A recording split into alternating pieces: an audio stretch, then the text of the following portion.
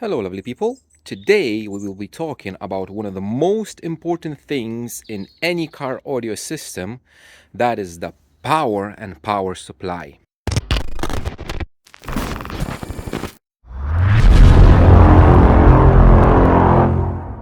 So for today's video, as I would imagine, is going to be quite a long video. I have a lot of props. I have a battery. I will explain everything that we have, and today we will be try to cover the battery types, which is like lead acid, AGM, lithium, that kind of stuff. We're going to talk about managing lithium batteries, about BMS, about balancers. Then we will touch on the chargers and DC-DC converters, and as well we'll be talking about supercapacitors, ultra capacitors, or boost caps, or whatever you want to call it. So before we start, I would like to say a huge thank you to Tom from Crown Customs for this battery. So I did buy from it, but the buying experience was just amazing. We talked one evening, then I paid, and basically the next day I have the battery next to my door with some extra goodies. So I have a sticker from Crown Customs and some heat shrink, which is very, very cool, and some bolts.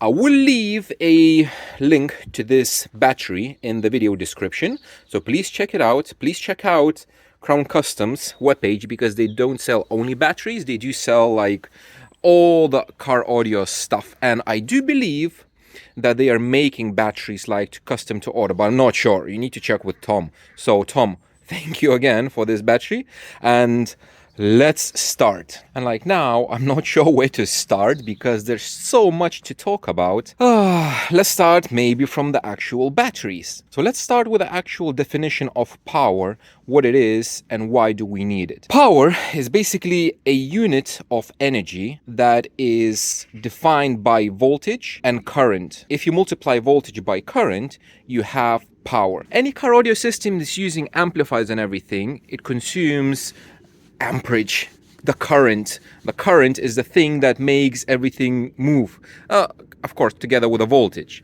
So typical voltage for any kind of car is, depending if the car is on and off, so 12.2, 12.4, all the way up to like 15 volts. Now, some cars, depending on the year, will have an alternator that is either smart, either kind of dumb. So smart alternators, they usually have a higher voltage and it can fluctuate kind a lot. For example, in my specific car, my car is 2009 and it has a small alternator, and what it does when the battery is kind of lowish, when after the start, it ramps up the voltage all the way up to 15 volts, sometimes even more, 15.1 volt, just to dump as much current as possible into the battery, and then it kind of settles down when the battery is charged.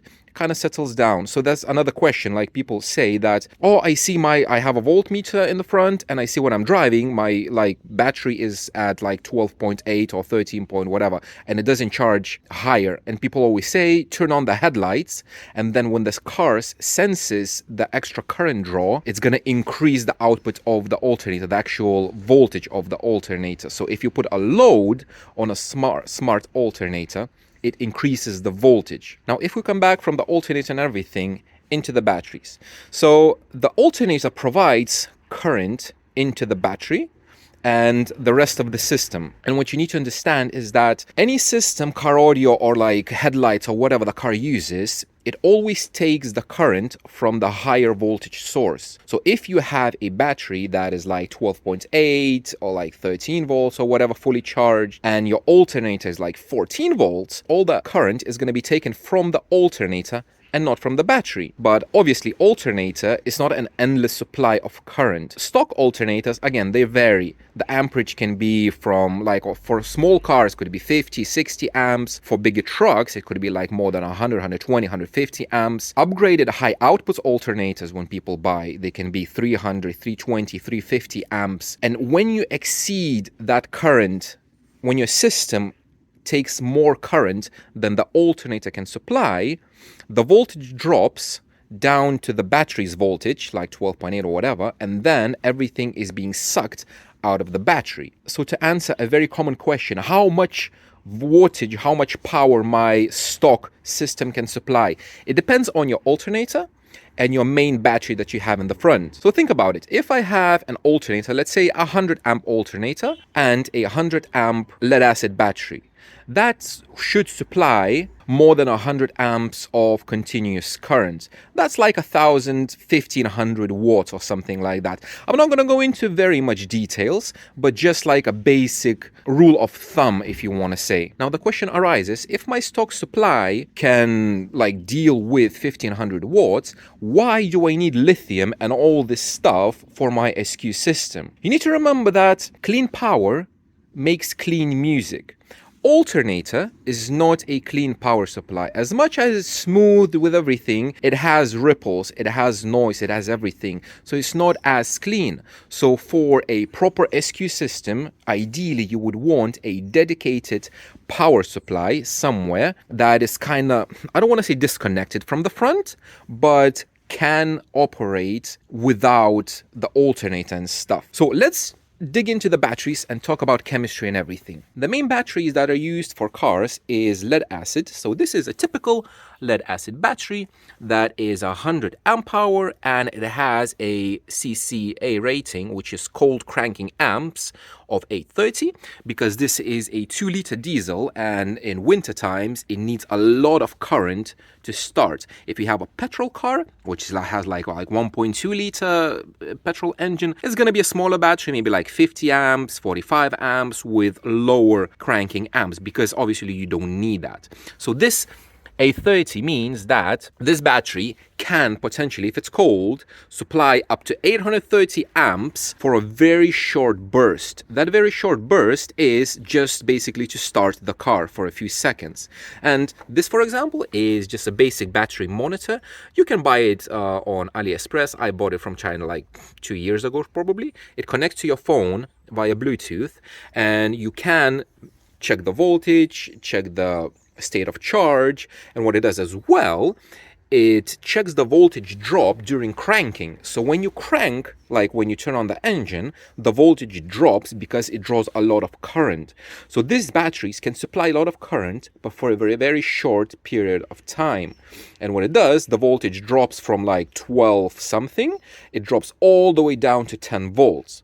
Now, for a car audio system, when you have big bass, big subwoofers, you draw a lot of current. Voltage drop is one of the worst things. Why? When the voltage drops, in order to, because from Ohm's law, you will have power equals voltage times current. And it means that if the voltage goes down, the current goes up. To maintain the same power output for an audio system on like 13 volts, you need less current than if you have 10 volts. So when the voltage drops, it draws more current, and that is not very healthy for the amplifiers and the gear. So that's why voltage drop is not a good thing. You don't want to run your amps full tilt on like 10 volts. And these batteries, again, for starter, they're good, but they don't supply a lot of current continuously. Now, to listen music on like regular volumes when it draws like 20-30 amps is perfectly fine.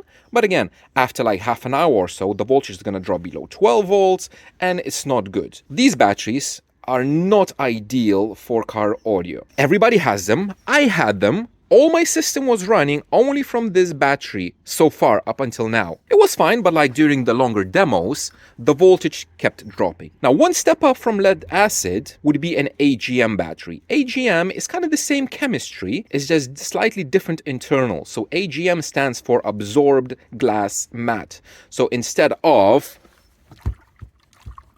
sloshing liquid inside, it has like glass fiber something pads inside that absorb that, and basically it doesn't sloshes. It's more stable, it's safer, and it lasts longer.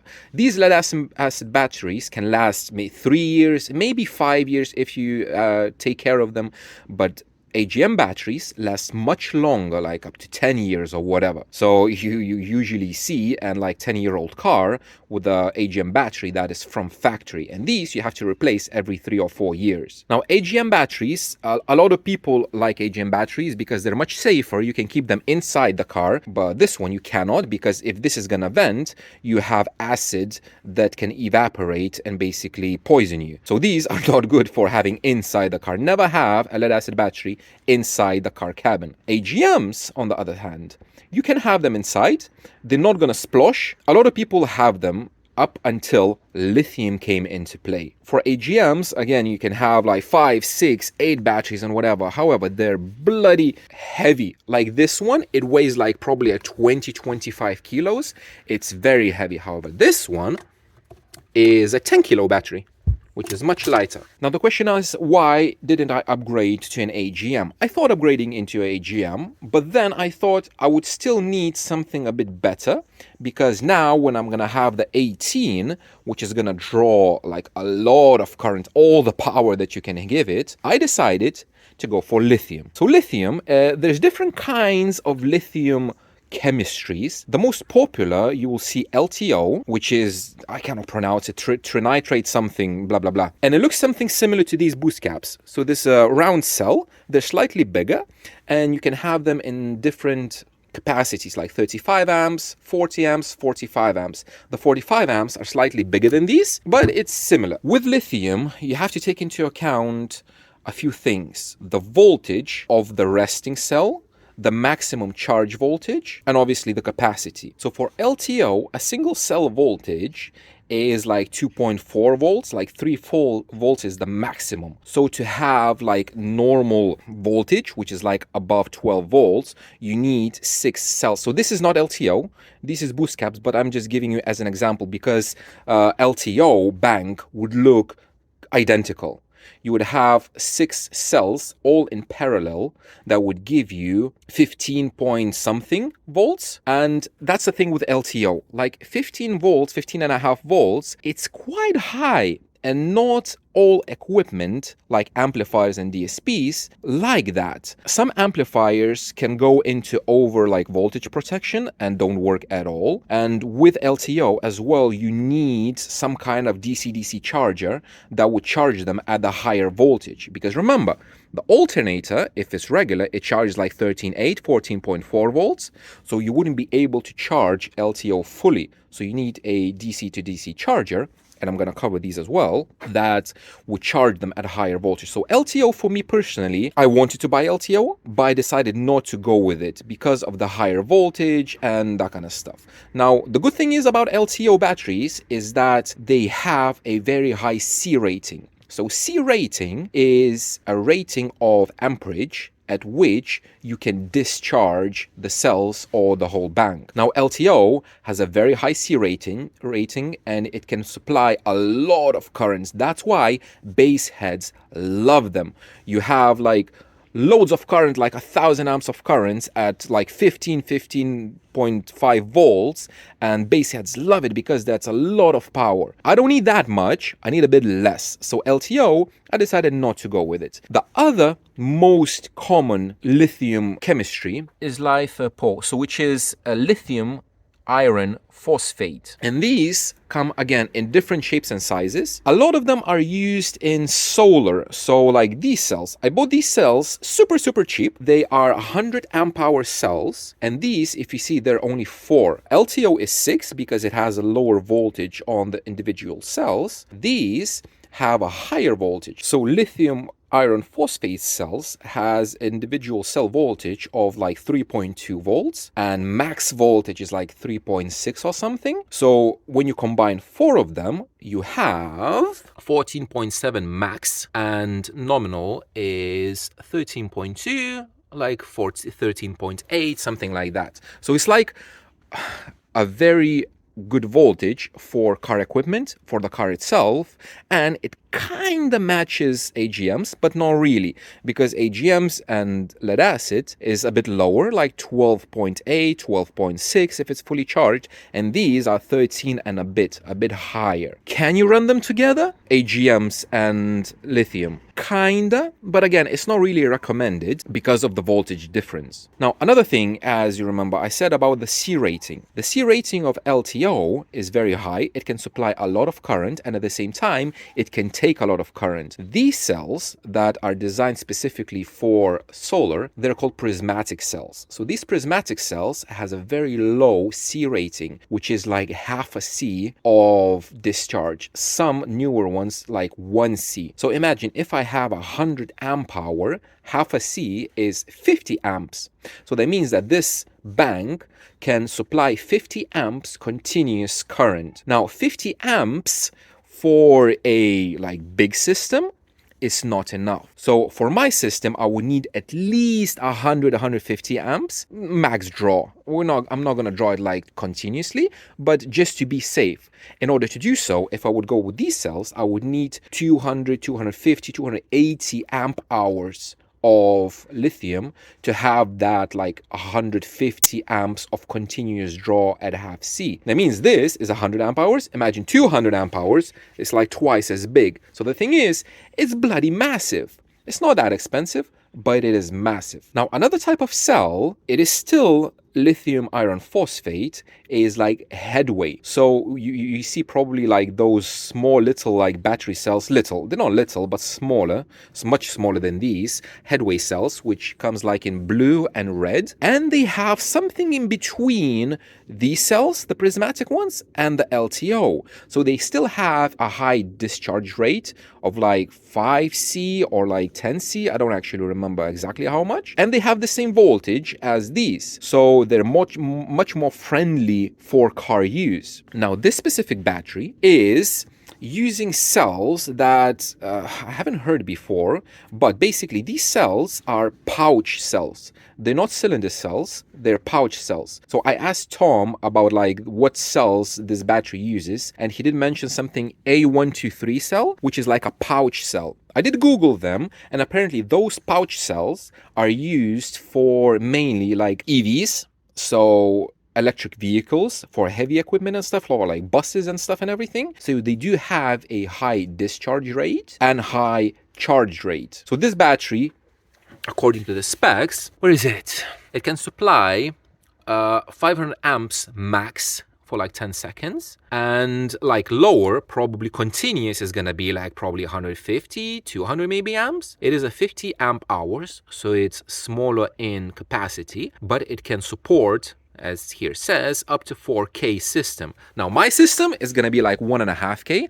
so this is overkill for my system. Now, how do you kinda calculate how much do you need for supporting your system? What you have to look is not at the capacity, but at the discharge rate. If you take your amplifiers and you combine all the current of the amplifier, so for example monoblock, 1000 watt monoblock is gonna draw 100, 120 amps. That is maximum power. I'm not talking regular listening, I'm talking about absolute maximum power. So let's say Class D, that is efficient, 100, 120 amps. Then regular 4 channels, maximum power 60 amps or something, that kind of stuff. So I will have 3 amplifiers in my system, which is a monoblock, a 4 channel, and a 5 channel. Now for the monoblock, let's say 100 amps max. For the other ones, way less. Let's say 20 and 30 amps. So that's 150 amps of maximum current that you could potentially draw. Obviously on music, you're gonna draw less because all the current is gonna be drawn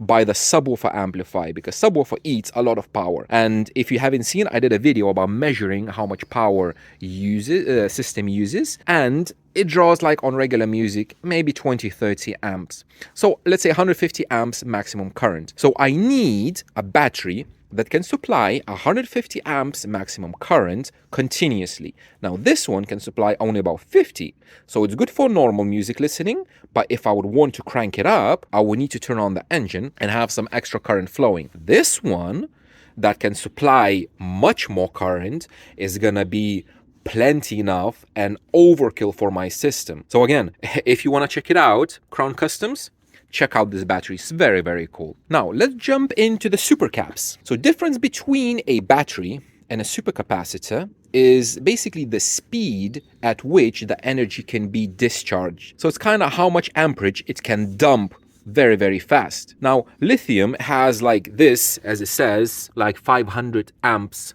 max, and probably like 1,000 amps at extremely short bursts. But all the batteries are delivering power through a chemical process that is kind of slow-ish. Now, capacitors, however, on the other side, they don't rely on chemistry. They rely on physics and on charge that is being kept in the capacitor. You have capacitors inside the amplifiers and everywhere to, like, some of them are like boost capacitors, some of them are smoothing capacitors. And what capacitors do, they keep that charge, and when you need it, like when the bass hits, for example, it just lets go of all the charge instantly. So the battery doesn't have the chance to drop the voltage, and basically your voltage is very, very stable, because if you draw continuously, the caps can discharge and then take the energy from the battery. But when you're listening to music on bass notes, when it hits, it draws like very short bursts from the supercap, and it kind of almost doesn't touch the battery, and the battery, it just charges the caps. So this is like a perfect combination of a very good power supply when you have a good discharge lithium battery with a supercap bank. These are Maxwell boost caps, and each of these caps is 3,000 farads, not microfarads, 3,000 farads. Probably you've seen all of those like a bottle size caps that they used to use like back in the day to smooth out, and some people still use it today, and it's like maybe 1 farad, 3 farad, maybe 5 farad, and that is not enough for today's audio systems. People say that it kind of smooths out the voltage. If your lights dim in the front, it kind of helps with that, but in reality, not really. What you need is a lot of farads. So even if these are 3,000 farads each, when you combine capacitors in series, which is here is done, so when you combine them in series, the capacitance is not full, but it drops. So in reality, all of these, when you combine them in series, will have the bank itself, it's 500 farad bank. But 500 farads compared to a 5 farad, there's a huge difference. Now, these individual caps can support maximum 2.7 volts DC. So when you combine 6 of them in series, you have 16.2 volts max. And the thing is, with the capacitors, they're different from batteries in a way that a battery kind of has to be fully charged to produce like the amount of power. Capacitors are good. It doesn't matter the voltage that you charge them at. If you charge this bank to 3 volts, it's going to be good and healthy. If you charge it to 10 volts, it's going to be good and healthy.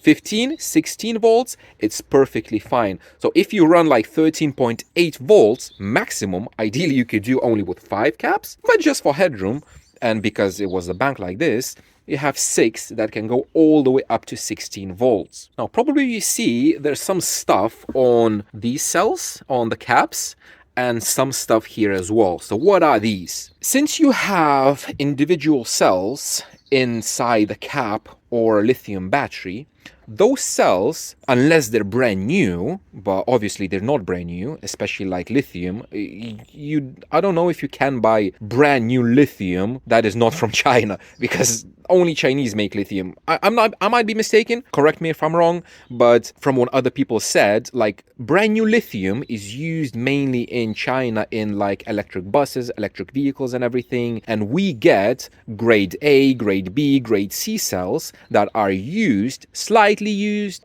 some of them may be more used with reduced capacity. However, they're not brand new and they're not perfect. So in order to account for those imperfections, you need to balance the cells. That's what it's called, because some cells might discharge a bit faster than the others. It could be slightly different voltage. So you need a balancer to balance them out. Now, this is a typical active balancer, which you connect to individual cells. So you see all these wires, and basically what it does, so this I think is like 5 or 6 amp charger.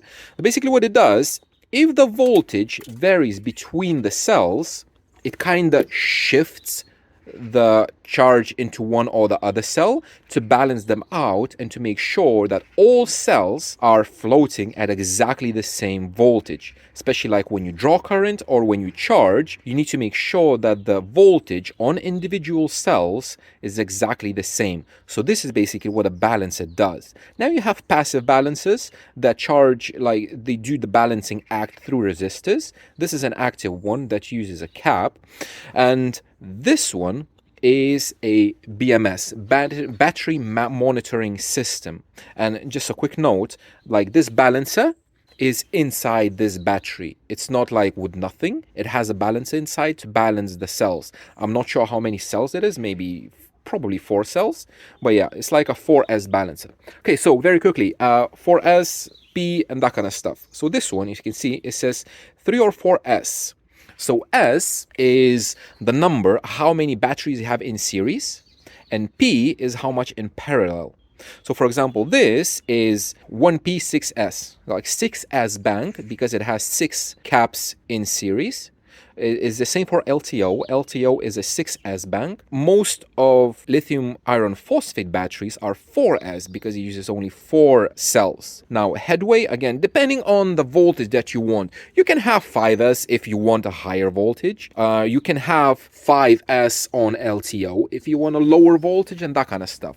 But it's typical to have a 4S balancer on the cells. Now, a lot of people run lithium without any kind of balancing or protection. Is it a good idea? I personally think it's not. It's exactly the same like not having a fuse. These are kind of limiting you because the balancers, I'm not sure, I don't think they limit current, but the BMSs are limiting the current that can be drawn from the battery in order to protect it. So BMS, a battery monitoring system, is designed for battery protection. Not all batteries have a built-in BMS. So this one has only a balancer.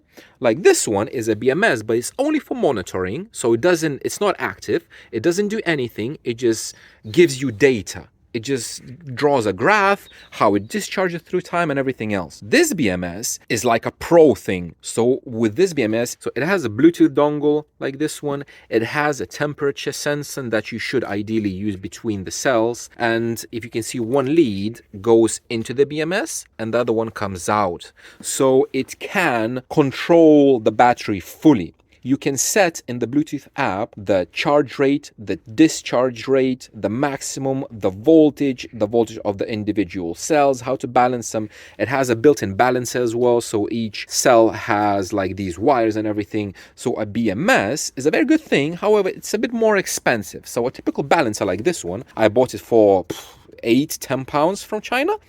A BMS with built-in Bluetooth is like 10 times as more. It's like close to £100. Good ones probably is going to be much more, like £200 or something. So they are expensive. However, they're very good at protecting the battery from anything that can happen with it. Now, I will show you a typical like my setup, how it's going to be a bit later. But now we talked about lead acid, AGM, we talked about lithium, we talked about supercaps. Now let's talk about your charging. In order to have a battery fully charged, you need to charge it. Now, obviously, the main charging should be done by the alternator. So alternator charges this battery and it's fine. However, the main difference between like these and the lithiums is that lithium doesn't like to be charged at higher voltage than a certain amount. So like lead acid, it's fine. It's like you can do short bursts at like 15-16 volts, probably is going to be fine. But lithium doesn't like it, and it's kind of dangerous to overcharge a lithium cell because it potentially can not explode, because these are very, very safe cells. They're not going to explode. They're going to vent through these specific vents, and it's gonna smoke and stuff. Similar to a discharge C rating, there's a charge rating that the lithium cell can take in the charge. If I have a alternator that can supply like 100 amps and I'm gonna connect it directly to this battery, if the voltage stays below like 14.6 volts, because remember, these 4 cells, maximum voltage like 14.6 or something, 14.7, if the voltage is there, this one is going to suck up everything that you're going to give it, because lithium batteries and AGMs as well have a very low internal resistance. And when you have low internal resistance, you can give out the energy very fast and take it very fast. So lithium is going to suck up everything it's going to give you. So if you give this battery 100 amps of current, it will suck it up, it will get hot, and it can potentially damage the cells.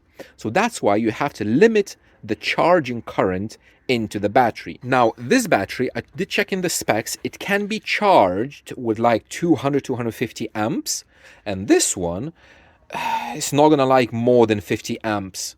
That's why you need a DC-DC charger or converter, whatever it's called, to charge the battery kind of separate from the alternator. And especially like if you just start the battery and your lithium is kind of depleted, if you listen to music, so the lithium is going to suck up everything and it can potentially burn your alternator, because it's going to suck more amperage than the alternator can supply. It's going to put a lot of load on it and it's not going to like it. So you need some kind of chargers. Now, chargers, let's talk about them.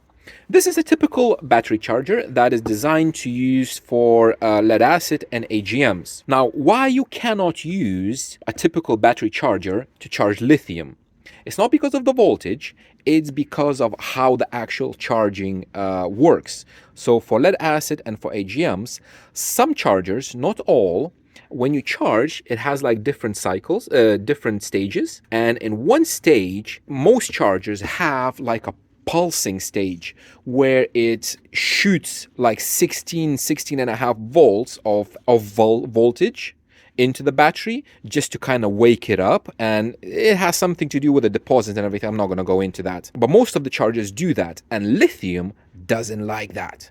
So for lithium, what you need is you need to have like consistent voltage and consistent current. Now, this specific power supply is a C-Tech. It has a built-in power supply. The power supply mode is going to give you 13.8 volts and 25 amps. So it's like consistent. This is what I'm using for tuning my system. I connect it on the power supply mode, and it's kind of similar to a running alternator, running car, but you don't have to run the engine. So on the power supply, you can charge the lithium. It's perfectly fine. However, it's going to charge only up to 13.8 volts. This battery specific one, you can charge it all the way up to 14.7, but that's maximum. So like 14.5, something like that. But 13.8 is still going to be fine. So you can charge it with this one. Now, another thing is these. These are the cheap switching power supplies that you can find on AliExpress, eBay, and everywhere else. So the technology between these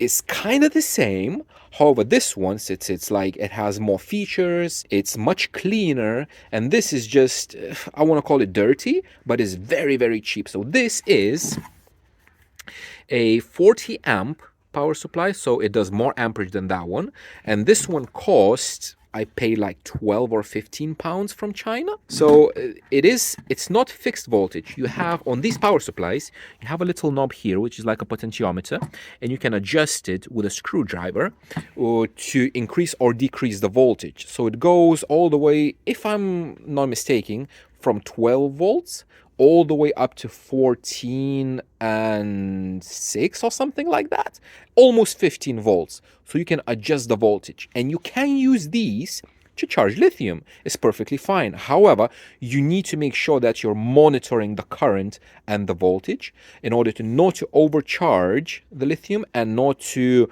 draw more current than the power supply can.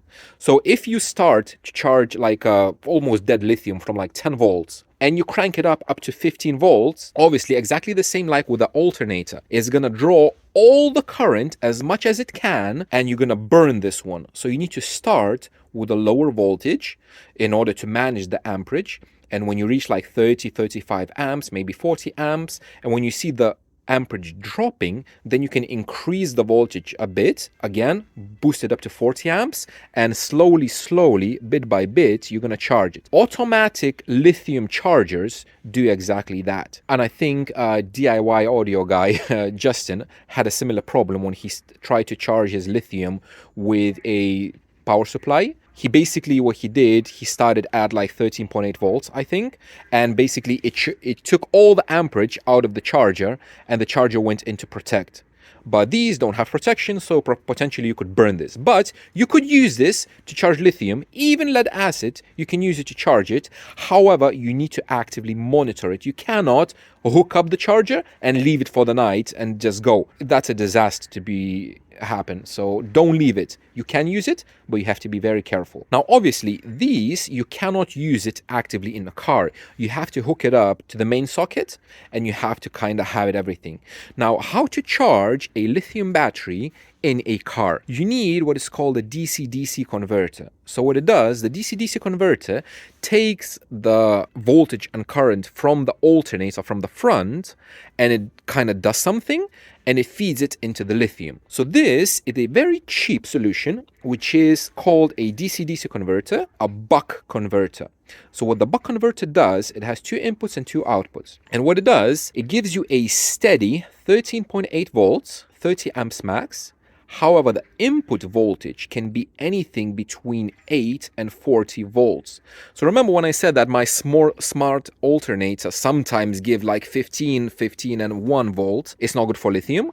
This is gonna kind of manage that voltage and give me exactly 13.8. Now, the main disadvantage of this thing is it's a passive device. It is a switching passing device. So switching power supply, these are switching with a transistor inside that switches. This is exactly the same. However, it doesn't have anything like on off. And what's going to happen if you're listening to music, for example, yeah, this battery goes like low. You need to charge it fully. You discharge it. The front is going to supply all the voltage, and this is going to convert and charge the battery. However, in the front, if you're not running the engine, you have only the lead acid that is charging the lithium. And if it charges all the way down to 8 volts, what's going to happen?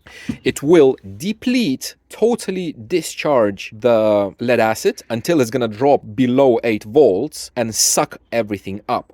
So this buck converter, ideally we need some kind of a battery isolator that you can toggle on and off in order not to discharge the front battery. If you have a smart DC-DC converter or whatever, like some brands make it especially for solar, that has an input for ignition, so that means that it's working only when you turn on the ignition on the car, and if the ignition is off, it's not working. So this is an ideal situation when you listening to music with the engine off only from the lithium, and when you turn on the ignition, when you turn on the car, when the alternator is working, then the DC-DC starts to work and it starts to charge the lithium.